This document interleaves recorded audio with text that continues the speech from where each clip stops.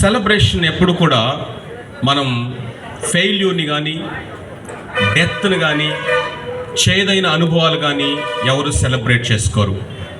మనమందరం ఇక్కడ కూర్చొని ఈరోజు పాటలు పాడుకుంటున్నామంటే, గ్రీటింగ్స్ చెప్పుకుంటున్నామంటే, లేకపోతే కేక్స్ కట్ చేసుకొని అందరూ చాలా సంతోషంగా ఈ యొక్క అకేషన్ని జ్ఞాపకం చేసుకుంటున్నామంటే, ఎప్పుడో 2000 సంవత్సరాల క్రితం ఎక్కడో జరిగినటువంటి ఆ సంఘటనకి ఇప్పుడు ఇక్కడ ఉంటున్నటువంటి మనకి ఏదో సంబంధం ఉంది అని అర్థం. What is really Christmas is all about and how it relates me in this 21st century? Christmas యొక్క సందేశం ఏంటి? యేసుక్రీస్తు ప్రభువారు ఈ భూమి మీద పుట్టినప్పుడు మొట్టమొదటిగా ఆ యొక్క సందేశాన్ని, శుభవార్తను ఈ భూమి మీదకి తీసుకొచ్చింది పరలోకము నుండి దేవదూతలు. The first Christmas message to the whole world ఏంటంటే, ప్రజలందరికీ కలగబోయే మహా సంతోషకరమైన సువర్తమానము.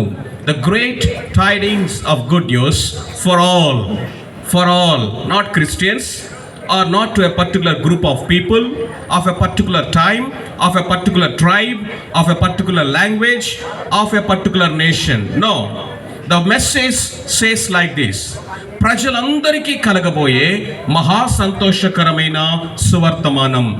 ఏంటి ఆ శుభవర్తమానం అంటే, రక్షకుడు మీ కొరకు పుట్టి ఉన్నాడు.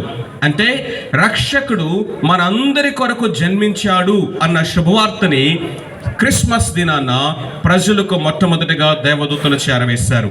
ఒకసారి ఆలోచించేద్దాం, ఎలాంటి వార్త అందరికీ శుభవార్త అవుతుంది? ఈ BTPSలో వర్క్ చేసే ఎంప్లాయీస్ అందరికీ ఒక 25% బోనస్ కనుక డిక్లేర్ చేశారనుకోండి, అది ఎవరికి శుభవార్త అవుతుంది? కేవలం ఇక్కడ వర్క్ చేసే ఎంప్లాయీస్కి మాత్రమే శుభవార్త. కానీ బయట ఉన్నటువంటి వారికి, లేకపోతే వేరే స్టేట్స్లో ఉన్నటువంటి సేమ్ కైండ్ ఆఫ్ ప్లాంట్స్లో వర్క్ చేసే వాళ్ళకి అది శుభవార్త కూడా కాదు. ఉరిశిక్ష పడిన వ్యక్తికి రాష్ట్రపతి క్షమాభిక్ష పెట్టాడు అనుకుందాం, అది ఎవరికి శుభవార్త అవుతుంది? నిజమే, గ్రేట్ గుడ్ న్యూస్, కానీ ఆ పర్టికులర్ ఫ్యామిలీకి మాత్రమే అవుతుంది. ఎన్నడూ నయం లేనటువంటి ఒక రోగానికి మేము మందు కనుగొన్నాం అని సైంటిస్టులు కనుక ఒక వ్యాక్సిన్ రిలీజ్ చేస్తే ఎవరికి అది శుభవార్త అవుతుంది? ఆ రోగం ఉన్న వాళ్ళకి అవుతుంది, మిగిలిన వాళ్ళకి ఖచ్చితంగా కాదు.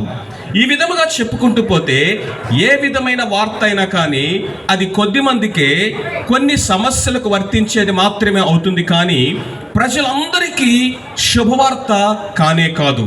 కానీ క్రిస్మస్ వార్త ఏంటంటే ప్రజలందరికీ శుభవార్త. కామన్ సెన్స్తో ఒకసారి మనం ఆలోచన చేస్తే, ప్రజలందరికీ శుభవార్త అవ్వాలి అంటే క్రిస్మస్ వార్త ఖచ్చితంగా ప్రజలందరికీ కనుక ఏదైనా సమస్య ఉంటే, అందరికీ ఏ భేదం లేకుండా అందరికీ కూడా ఒక సమస్య కనుక ఉంటే, ఆ సమస్యను కనుక క్రిస్మస్ అడ్రస్ చేయగలిగితే, సాల్వ్ చేయగలిగితే, ఖచ్చితంగా అది ప్రజలందరికీ కలగబోయే మహా సంతోషకరమైన సువార్తమానం అవుతుంది. ఇప్పుడు సెన్సిబుల్ క్వశ్చన్ ఏంటంటే, అడగదగిన ప్రశ్న ఏంటంటే, ఆలోచింపదగినటువంటి ప్రశ్న ఏంటంటే, what is the basic problem of man kind? మానవుని యొక్క అత్యవసరత ఏంటి? మానవుని యొక్క అతి ఉన్నతమైనటువంటి, నయము కానటువంటి, అన్సాల్వబుల్గా ఉన్నటువంటి సమస్య ఏంటి? దీని గురించి మాట్లాడుతూ కొన్ని డిఫరెంట్ కేటగిరీస్లో వాళ్ళ యొక్క ప్లేస్లో, లేకపోతే వాళ్ళ ఐడెంటిటీలో చాలా ఎక్సెల్ అయినటువంటి ఒక 3 వ్యక్తులు మీ దగ్గర తీసుకొస్తాను. వాళ్ళు మానవుల యొక్క సమస్య అంటే ఏంటో చెప్తూ వచ్చారు. మొట్టమొదటిగా ద గ్రేటెస్ట్ ఇంగ్లీష్ రైటర్ అయినటువంటి సిఎస్ లూయిస్ అనేటువంటి ఆయన చెప్పిన ప్రాబ్లం అంటే, the greatest problem with the world is the problem with me అన్నాడు. The greatest problem with the world, లోకంలో ఉన్నటువంటి అత్యధికమైనటువంటి సమస్య ఏంటంటే టెర్రరిజం కాదట, లేకపోతే పర్యావరణ సమస్య కాదట, నిరుద్యోగం కాదట, ఆర్థిక సమస్య కాదట, మిలిటెంట్ సమస్య కాదట, నక్సల్స్ సమస్య కాదట. ఈ లోకములో ఉన్నటువంటి అతి ఉన్నతమైన సమస్య ఏంటయ్యా అంటే నాలో ఉన్న నా సమస్య అన్నాడు. The problem with the world is me, my self అన్నాడు. అంటే ఏంటో నేను ముందు వివరిస్తాను. రెండవదిగా చూసినట్లయితే ఒక అద్భుతమైనటువంటి వేదాంతాన్ని చదివి ప్రపంచంలోనే మహాజ్ఞానిగా పిలువబడినటువంటి ఒక గ్రేట్ స్కాలర్ ఉన్నాడు. ఆయన ఫస్ట్ సెంచరీలోనే డాక్టరేట్ చేసినటువంటి అద్భుతమైన స్కాలర్. ఆయన పేరు సాల్ ఆఫ్ టార్సు అనేటువంటి పట్టణానికి చెందిన మహాజ్ఞాని అయినటువంటి విద్వాంసుడీన. ఆయన చెప్పినటువంటి మాట ఏంటంటే, తన సొంత అనుభవంలో నుంచి ఆయన మాట్లాడుతూ ఇలా అంటున్నాడు: అయ్యో, మేలైనది చేయవలనన్న ఆశ నాకు కలుగుతున్నది, కానీ అట్టిది చేయట నా వల్ల కావట్లేదు. మంచిగా బ్రతకాలనిపిస్తూ ఉంది, చెడు చేయకూడదు, చెడు చూడకూడదు, చెడు వినకూడదు అని అనిపిస్తుంది. అందరినీ ప్రేమించాలి ఆశ ఉంది, అందరికీ సర్వ్ చేయాలి ఆశ ఉంది, గర్వం రాకుండా హంబుల్గా ఉండాలి ఆశ ఉంది, నాకున్న వాటిని అందరికీ పంచాలి ఆశ ఉంది, యూనిటీగా జీవించాలి ఆశ అయితే హృదయంలో ఉన్నది. కానీ ఈ ఆశను ఆచరణలోనికి తీసుకెళ్లే శక్తి, సామర్థ్యం నా దగ్గర లేదు అంటూ ఆయన ఏమంటాడంటే, మేలైనది చేయనెరిగి ఉండి కూడా అట్టిది చేయుట నాకు కలగట్లేదు, కీడునే చేస్తూ నేను ఆ యొక్క స్వభావమునకు లోనవుతున్నాను. అయ్యో, నేనెంత దౌర్భాగ్యుడును, ఇట్టి మరణమునకు లోనగు ఈ పాప స్వభావము నుండి నన్నెవడు విడిపించగలడు అని గట్టి కేక వేస్తా ఉన్నాడు. ఆయన తన సొంత అనుభవంలో నుంచి చెప్పిన ఆ మాటల్లో ఉన్న సారాంశం ఏంటంటే, నాతో ఒక సమస్య ఉంది. ఆ సమస్య ఏంటంటే, మంచిగా బ్రతకాలన్న ఆశ ఉన్నా కానీ ఆ విధంగా బ్రతికే సామర్థ్యం అయితే నాలో లేదు అంటున్నాడు. మూడవదిగా బైబిల్ చెప్తున్నటువంటి సూటి అయినటువంటి ఒక మాటని నేను మీతో చెప్పాలనుకుంటున్నాను. అది ఏంటంటే, మానవుని యొక్క హృదయం గురించి చెప్పండి మాట. హృదయం అన్నిటికంటే మోసకరమైనది, అది ఘోరమైన వ్యాధి కలది, అట్టి దాన్ని బాగు చేయగలిగిన వాడు ఎవడూ లేడు అని చెప్తా ఉంది వాక్యం. The heart is more deceitful and it is diseased. మోసకరమైనది, అది ఘోరమైన వ్యాధి కలది. Friends, what I'm trying to tell here, నిజమే సిఈసార్లు లేకపోతే ఎస్ఈసార్లు చెప్పారు, చాలా అద్భుతమైనటువంటి మాటలు చెప్పారు. సామరస్యం గురించి, సమాజాన్ని గురించి, ఐక్యత గురించి, సమాజంలో మనమందరము ఒక నందన వనములాగా, ఒక పరలోకములాగా, ఒక వసుదైక కుటుంబములాగా, ఒక యూనివర్సల్ ఫ్యామిలీ లాగా సమాజంలో మనమందరము జీవించాలి. అందరినీ మనం గౌరవించుకోవాలి, అందరినీ మనం ప్రేమించాలి, మనం అందరికీ మేలు చేయాలి. మనము మన యొక్క జీవితాల్లో మంచి అనేదాన్ని పెంచి పోషించి ఫలించేటటువంటి ఒక వనంలాగా మనం జీవించాలి. Excellent, that is the desire everyone is having. ప్రతి అందరి హృదయాల్లో ఉన్నటువంటి అత్యధికమైనటువంటి అతి ఉన్నతమైనటువంటి ఆశ అది.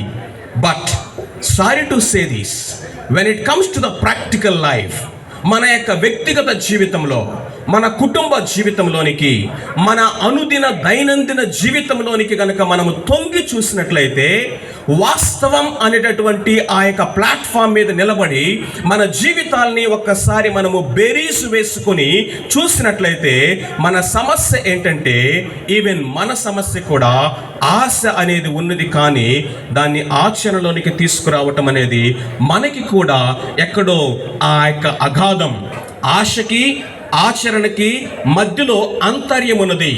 ఆశకి ఆచరణకి మధ్యలో అగాధం ఉన్నది. దానిని దాటే ప్రయత్నంలో సమ్వేర్ వీఆర్ మిస్సింగ్ అనేది ఖచ్చితంగా ఒప్పుకోక తప్పదు. దీనినే ఈ బలహీనతను, the ఇన్కాపబిలిటీ of living up to the mark, ఆశించినటువంటి ఆశకు తగిన స్థితిలో జీవించలేనటువంటి ఆ యొక్క సామర్థ్యము లేని స్థితి ఏదైతే ఉందో, ఆ స్థితిని బైబుల్ ఏమని పిలుస్తుందంటే పాపం అని చెప్తా ఉంది. దాన్ని జన్మ కర్మ పాపం అని మన అందరం కూడా నమ్ముతాం. భారతదేశంలో పాపం గురించి వివరించాల్సిన అవసరం లేదు. ఒక సగటు హైందవుడి దగ్గరికి వెళ్ళి, ఎందుకయ్యా నువ్వు పూజలు, పునస్కారాలు, పుణ్యక్షేత్రాలు, పుణ్యస్థానాలు చేస్తావు, యజ్ఞాలు, యాగాలు, హోమాలు చేస్తావంటే ఒక్కటే డైరెక్ట్ సూటి అయినటువంటి ఆన్సర్ ఏంటంటే, నా జన్మ కర్మ పాపము నుండి నేను ముక్తి పొంది మోక్షం చేరాలి, పరమాత్మలో లీనమైపోవాలి అనేది నా అంతిమ లక్ష్యం సార్. దాని కొరకే నేను ఇవన్నీ చేస్తా ఉన్నానంటాడు. ఒక ముస్లిం దగ్గరికి వెళ్ళి, నమాజ్ ఎందుకు చేస్తావు, మక్కా ఎందుకు వెళ్తున్నావు, నీ భక్తిని ఎందుకు నువ్వు ఆచరిస్తున్నావు అంటే, జిన్నత్ వెళ్ళాలి సార్, నా యొక్క సమస్య పాపం, అది నాకు తెలుసు, దాని నుంచి నాకు విడుదల కావాలి, అదే ఈ ప్రయత్నం అంటాడు. ఒక క్రిస్టియన్ దగ్గరికి వెళ్ళి, సార్ ఎందుకు మీరు ప్రార్థన చేస్తారు, ఎందుకు ఇవన్నీ మీరు చేస్తారంటే, వారు చెప్పేది కూడా ఇదే, నా సమస్య పాపం. So what is the conclusion? ఇనానమస్గా, irrespective of faith, irrespective of religion, మనం అందరం ఒప్పుకునేది ఏంటో తెలుసా? పాపోహం పాపకర్మహం పాపాత్మ పాప సంభవ. అదే మన అందరం ఒప్పుకునేది. నేను అంతరంగములో ఒక స్వభావముతో పెనుగులాడుతున్నాను. అది ఏంటంటే, మంచిగా బ్రతకాలన్నటువంటి ఆశ ఉన్నా కానీ అలా జీవించటం, ఆచరణలో పెట్టటము నా వల్ల కావట్లేదు. కాబట్టి మానవుడికి ఇప్పుడు ఏం కావాలి?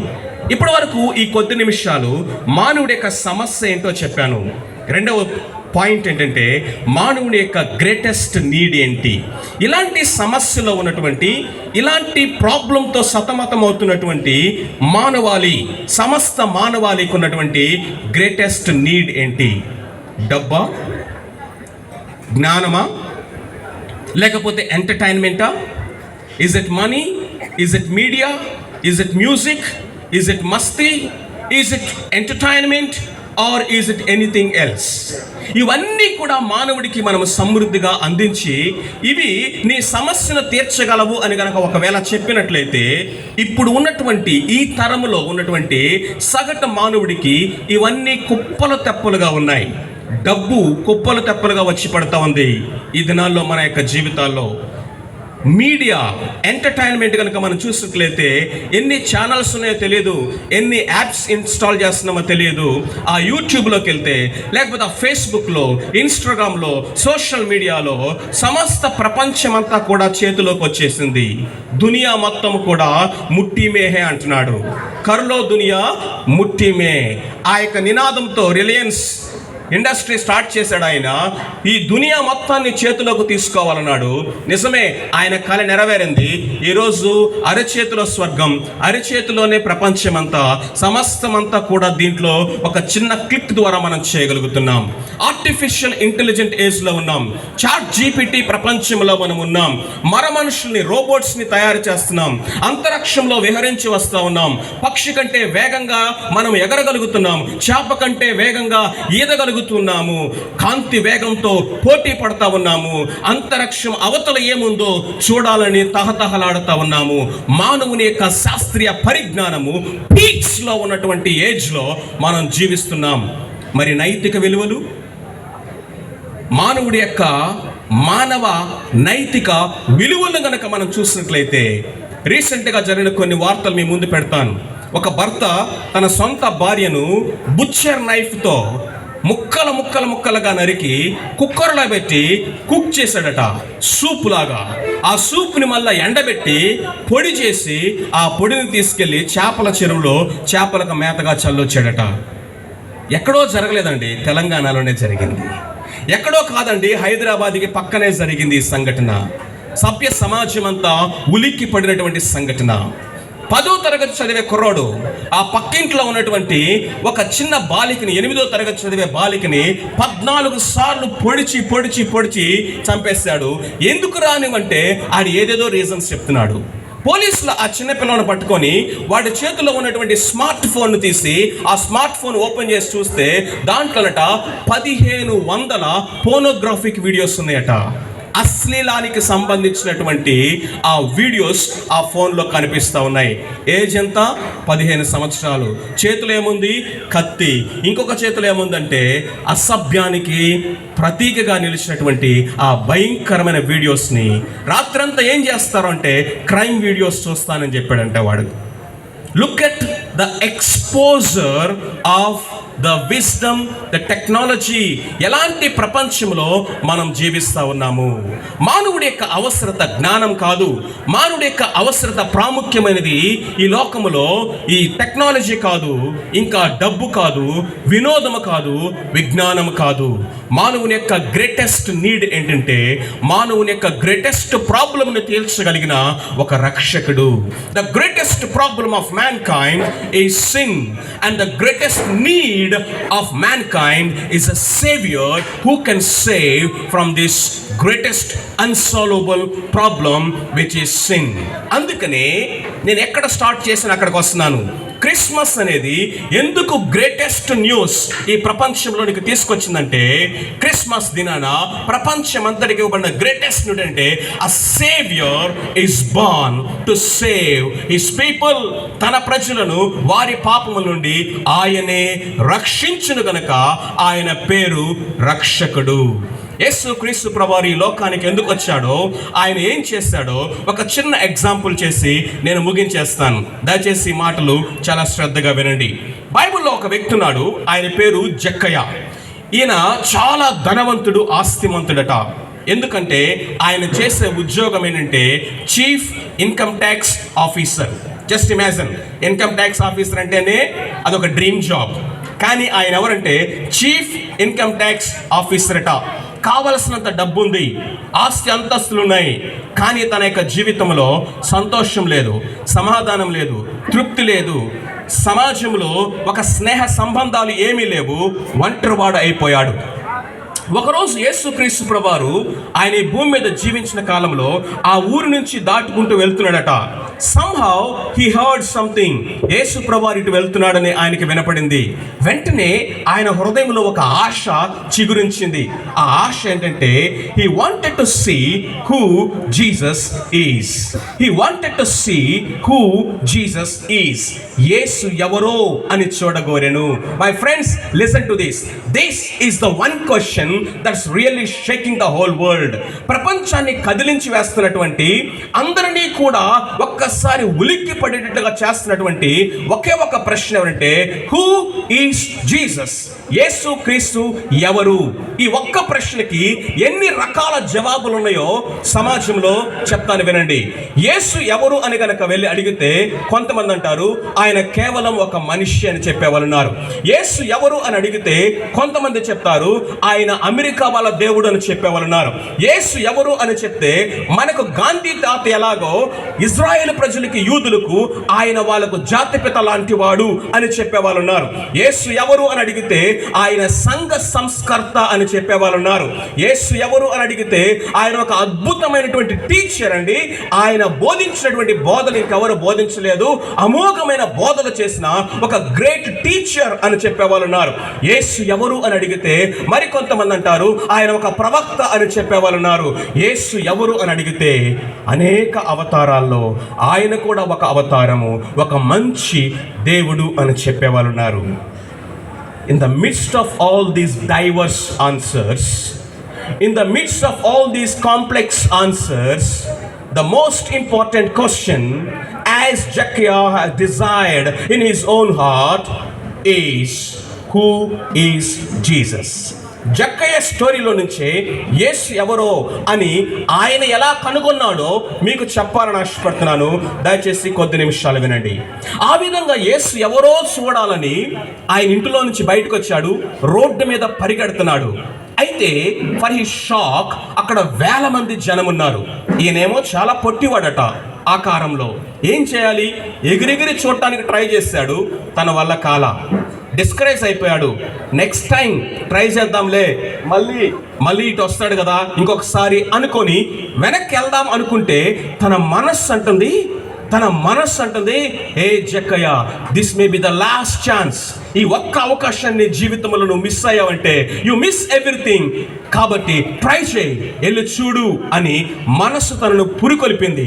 సరే, ఆఫీసర్ అయినా కానీ ధనవంతుడైనా కానీ చిన్న పిల్లోడ్లాగా చెట్టెక్కేశాడట. చెట్టెక్కి కొమ్మల చాటును దాక్కున్నాడు.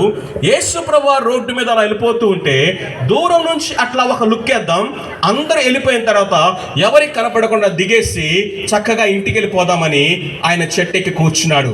కానీ ఆయన ఆశ్చర్యం ఏంటంటే యేసుక్రీస్తు ప్రభువారు తిన్నగా ఆ దారిని వెళ్లకుండా ఆ చెట్టు కిందకు వచ్చి తిన్నగా కళ్ళు పైకెత్తి జక్కయ్య అని పేరు పెట్టి పిలిచాడట. గుండె జల్లుమంది. రెండవ మాట ఏంటో తెలుసా? నేను నీ కోసమే వచ్చా, నీ ఊరు కిందకు దిగు, నేను నీ ఇంటికి రావాల్సి ఉన్నది అన్నాడు. Never ever expected that answer. యేసు ప్రభు నుంచి జక్కయ్య అది ఎన్నడూ కూడా ఎక్స్పెక్ట్ చేయలా. నా కోసం వచ్చావా ప్రభా? ఆ పక్క వీధిలో ప్రెసిడెంట్ గారు ఉంటారు, ఇక్కడే మేయర్ గారు ఉంటారు, అటు ముందుకెళ్తే ఎమ్మెల్యే గారి ఇల్లు ఉంది, ఆ పక్క వీధిలో అక్కడ సెలబ్రిటీస్ అందరూ ఉంటారు, బంజారా హిల్స్ అంటారు దాన్ని. వీళ్ళందరిని వదిలేసి నా కోసం వచ్చావా, నా కోసం వచ్చావా అంటే, yes, in search of you, in search of you I came here అని యేసు ప్రభు చెప్పాడు. వెంటనే జక్కయ్య జంప్ చేసి దిగేశాడు. యేసు ప్రభు అని ఇంటికి తీసుకెళ్తున్నాడు. యేసుక్రీస్తు ప్రభు వారు అతనితో నడుచుకుంటూ వెళ్తుంటే వెనక నుంచి గుసగుసలు వినపడుతున్నాయి. ఏంటో తెలుసా? చీచి చీచి చీచి చీచి, ఈయనేదో చాలా గొప్పోడు అనుకున్నాం, పరిశుద్ధుడు అనుకున్నాం, గొప్ప దేవుడు అనుకున్నాము, ఈయనేంటండి ఒక పాపి అయినటువంటి వాడి ఇంటికి వెళ్తున్నాడు, వాడి బ్రతికేంటో తెలుసు కదా అని వెనక అందరూ మాట్లాడుకుంటున్నారట. ఎందుకో తెలుసండి, జక్కయ్య జీవితంలో అన్నీ ఉన్నాయి. డబ్బు ఉంది, కావలసినంత మంచి ఉద్యోగం ఉంది, గెజిటెడ్ ఆఫీసర్ క్యాడర్, ఆస్తులు ఉన్నాయి, అంతస్తులు ఉన్నాయి, మేడలు ఉన్నాయి, మిద్దెలు ఉన్నాయి, బంగ్లాలు ఉన్నాయి, బండ్లు ఉన్నాయి. కానీ నా అనే వాళ్ళు ఎవరు లేరట తన జీవితంలో. డబ్బు డబ్బు డబ్బు డబ్బు అనే జలగలాగా పట్టి పీక్కుంటున్నాడు అందరినీ. భార్య కూడా విసిగిపోయి విడిచిపెట్టి వెళ్ళిపోయిందేమో తెలియదు. ఇంట్లో సమృద్ధిగా డబ్బు ఉంది, జేబులో క్రెడిట్ కార్డ్స్ ఉన్నాయి, పిల్లలు ఏ విధంగా బ్రతుకులు పాడైపోయినాయో తెలియదు. ఇంట్లో భార్య లేదు, మాట వినే పిల్లలు లేరు, బయటికి వెళ్ళి పలకరిద్దాం, 4 మాటలు చెప్పేటటువంటి స్నేహితులు ఉన్నారంటే స్నేహితులు ఎవరూ లేరు. అందరూ అతని పాపి అని వెలివేశారు. వెలివేయబడిన జీవితం, ఒంటరి జీవితం. ఆయన అరుస్తున్నాడు, కేకలేస్తున్నాడు, వినబడినటువంటి ఒక భాషలో తన బాధను చెప్పుకుంటున్నాడు. ఏంటో తెలుసా? అన్నీ ఉన్నాయి సార్, ఏమీ లేనివాడుగా ఒంటరి బ్రతుకుతున్నాను. యేసు ప్రభు గురించి ఎన్నో విన్నాను నేను. ఆయన చనిపోయిన వాళ్ళు బ్రతికించాడట, ఆయన అనేక మంది భయంకరమైన పాపుల జీవితాలు మార్చాడట, ఆయన బోధన నేను విన్నాను. ఈరోజు ఆయన చూడాలని పరిగెట్టాను. ఆయన నన్ను వెతుక్కుంటూ వచ్చాడు, ఇంటికి తీసుకెళ్ళిపోయాడు. ఈ విధంగా ఒక డైనింగ్ టేబుల్ దగ్గర కూర్చున్నారేమో, ఎదురుగా యేసయ్య కూర్చున్నాడు, ఇటువైపు జక్కయ్య కూర్చున్నాడు. ఆయన పరిశుద్ధమైనటువంటి ముఖములో, ఆయన పరిశుద్ధమైన కళ్ళలోకి జక్కయ్య చూస్తూ ఉన్నాడు. జక్కయ్యలో హృదయంలో మార్పు స్టార్ట్ అయిపోయింది. కళ్ళలో నుంచి నీళ్లు గారిపోతున్నాయి. ఒకసారి సడన్గా లేచి నిలబడ్డాడు. యేసు ప్రభుని అన్నాడు, ప్రభువా, నా ఆస్తిలో సగభాగము నేను బీదలకి ఇచ్చేస్తున్నాను, నా ఆస్తిలో సగభాగము నేను బీదలకి ఇస్తా ఉన్నాను. నేను ఎవరి దగ్గర అయితే ₹1 అన్యాయంగా తీసుకున్నానో ప్రతి ఒక్కడి ఇంటికి వెళ్ళి ప్రతి ఒక్కడు చేయి పట్టుకొని సారీ చెప్పి వాడికి 4 అంతలు నేను తిరిగి ఇచ్చేస్తానన్నాడు. ఆస్తిలో సగభాగము బీదలకు ఇచ్చేసాడట. తర్వాత ల్యాప్టాప్ ఓపెన్ చేశాడు, మ్యాక్ బుక్, రికార్డ్ మొత్తం తీసాడు, ఎక్సెల్ షీటు ప్రింట్అవుట్ తీసుకున్నాడు. ఇంత పెద్ద బార్ వచ్చింది. ఏంటివి? ఎవరి దగ్గర అన్యాయంగా డబ్బులు తీసుకున్నాడో మొత్తం లిస్ట్ తీసుకున్నాడు, ఎక్సెల్ షీటు. వెళ్తున్నాడు, ఇంటింటికి వెళ్తున్నాడు, తలుపు కొడుతున్నాడు, ఆయన పిలుస్తున్నాడు, చేయి పట్టుకుంటున్నాడు, కన్నీళ్లతో సారీ చెప్తున్నాడు. అయ్యా, నీ దగ్గర 10,000 ఎక్కువ తీసుకున్నాను, ఇదిగో 40,000. అయ్యా, మీ దగ్గర 15,000 ఎక్కువ తీసుకున్నాను, ఇదిగో 60,000. అయ్యా, మీ దగ్గర 50,000 ఎక్కువ తీసుకున్నాను, ఇదిగో 2 లక్షలని ఆయన ఇచ్చేస్తా ఉంటే ఏమో పక్కోడు అనుకున్నాడంట, ఓరి నాయన, నా దగ్గర ₹1,00,000 తీసుకోవాల్సింది కదరా నువ్వు అనుకున్నాడంట.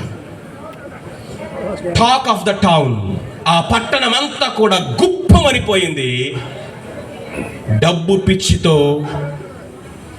పిచ్చి పట్టినటువంటి జక్కయ్య మారిపోయాడు. పేదల యొక్క పట్ల ప్రేమ ఎక్కడి నుంచి పుట్టింది సార్?